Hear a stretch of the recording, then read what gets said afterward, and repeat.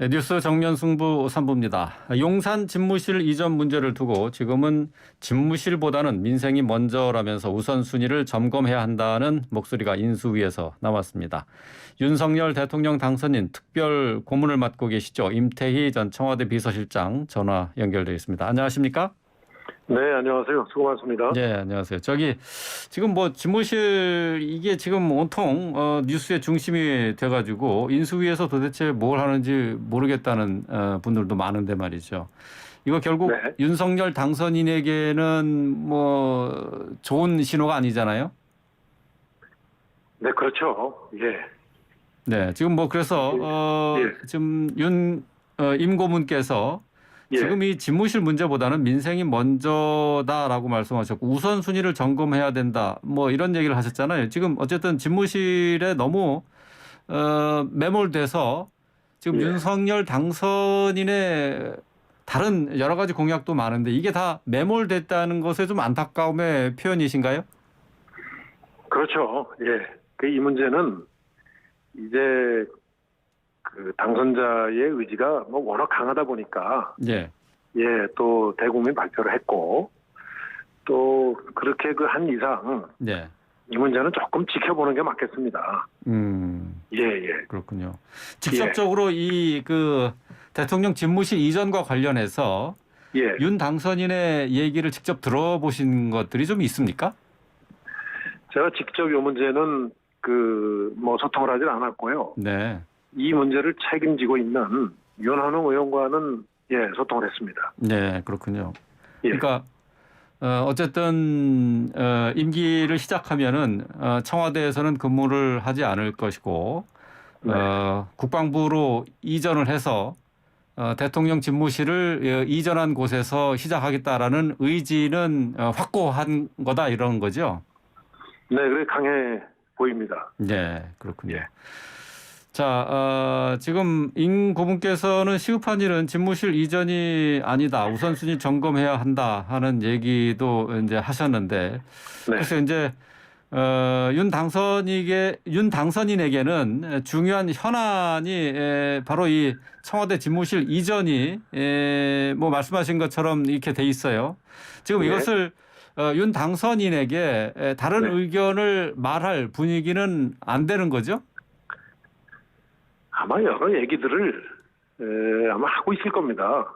저는 이제 공개적으로 이걸 하고 있고요. 네. 예, 다만 이제 당선인이 이 집무실 이전 문제를 과거 권위주의적인 대통령실 운영 이거에 대해서 좀 새로운 어떤 정치의 모습으로 이렇게 상징으로 생각을 하고 있고 또 국민들께 어떻든 약속한 거를 처음 시작하면서는 꼭 한번 지키겠다. 네. 하는 또 의지가 강하니까.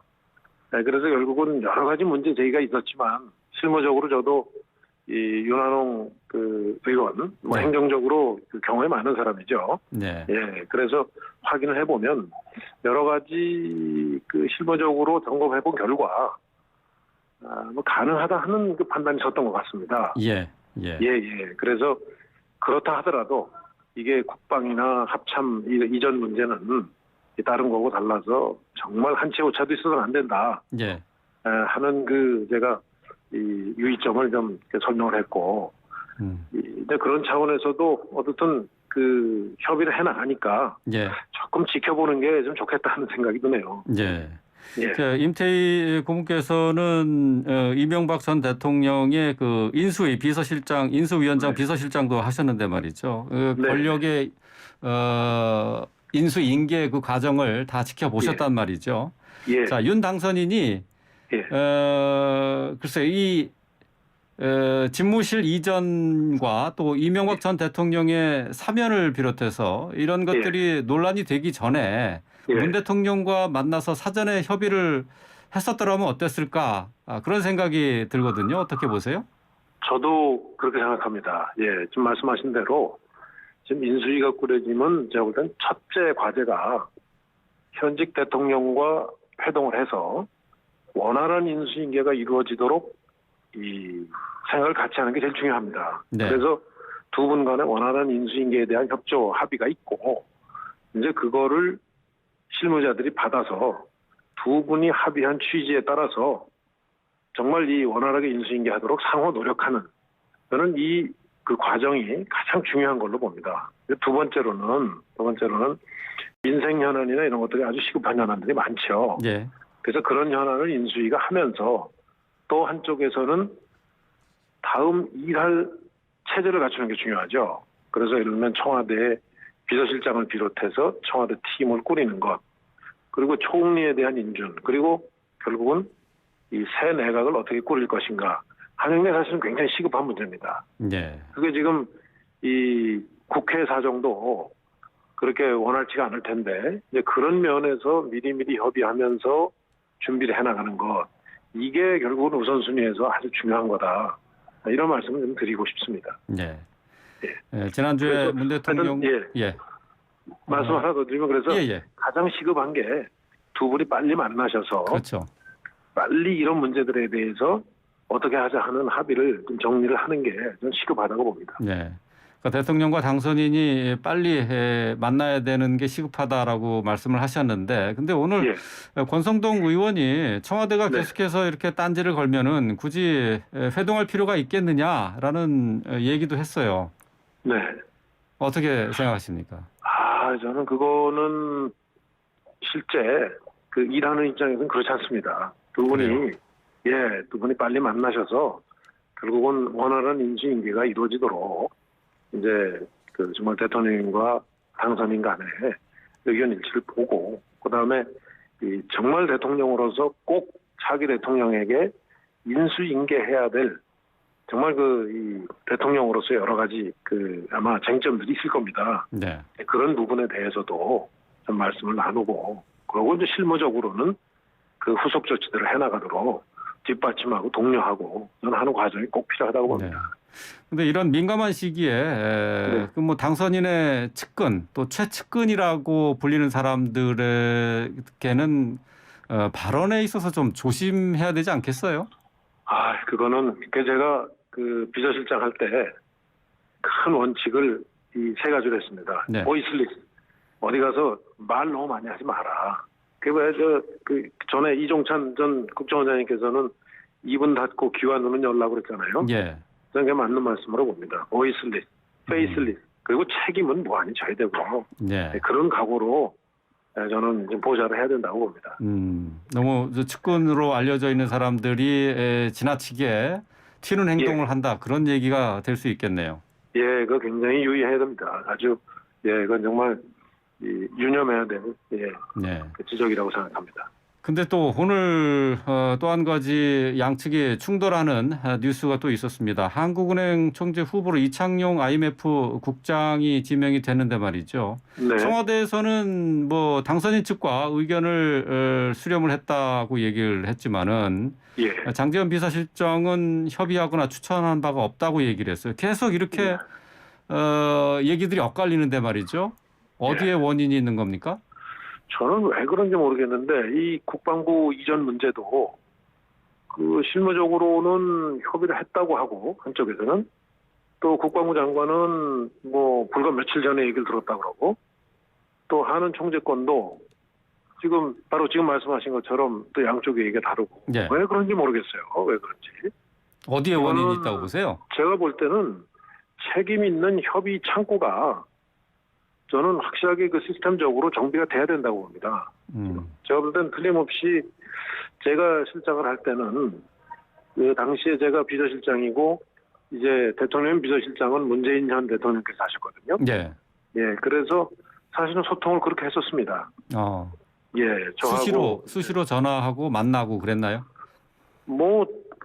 그렇죠. 이제 그런 입장이었는데 사실은 큰 틀에서 서로 그 이해를 하고 협조를 했기 때문에 자주 이렇게 만날 일은 없었어요. 그래요? 그러면요. 그리고 이제 전화를 해서 이런 협조가 필요하다 하면은 바로 협조가 쉽게 되고 물론 그때도 실무적으로는 얘기가 있었지만 어떻든 이 최고 책임자 그리고 그 당선인의 입장에서 혹은 그 대통령 입장에서 가장 책임을 질 만한 사람들이 대화에 나서서 이 문제는 정리를 하면은 사실 쉽게 될 수 있는 문제입니다. 지금 사실 공식적인 창구는 이철희 수석하고 장제원 비서실장 아닙니까? 그렇죠. 원래 그렇게 한다고 그 이철희 수석이 방문했을 때, 예. 예, 당선자가 그렇게 교통 정리했지 않습니까? 근데 그게 이루어지지 않고 있다는 거에 대해서 저도 참 의아스럽습니다. 네.